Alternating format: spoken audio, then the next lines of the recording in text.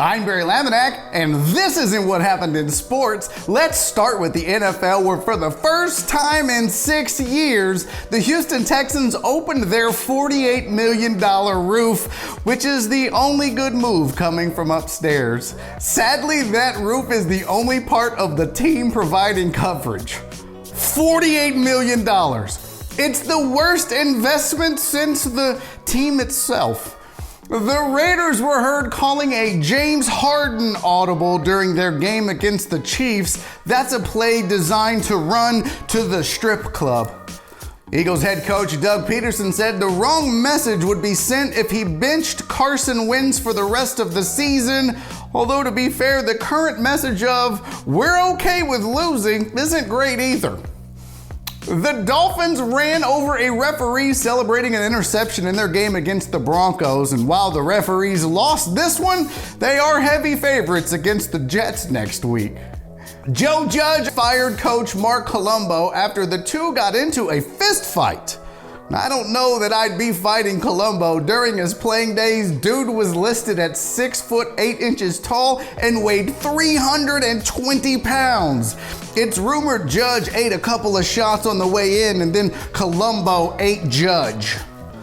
Despite Texas passing 1 million COVID cases, JerryJones is allowing more people into Cowboy Stadium for games. Afterwards, fans will need America's team of doctors.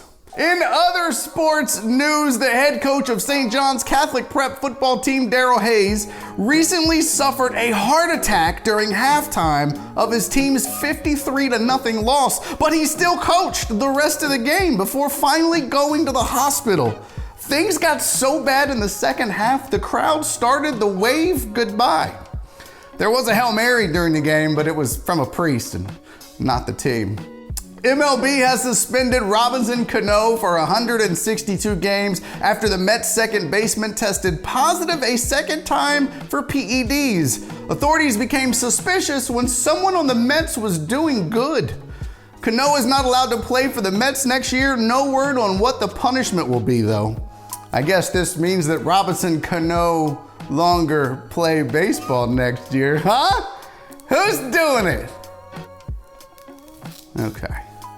After making $5.4 million last year, DwightHoward, former Laker, said he won't play for free anymore.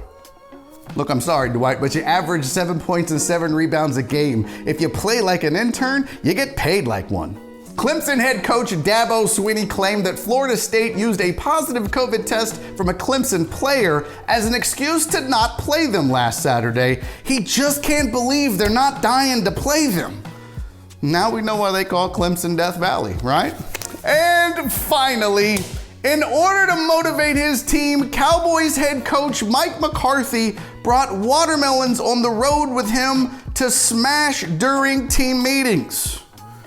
And just like the Cowboys, they too were seedless. Happy Thanksgiving. I'm Barry Laminack. That's not what happened in sports.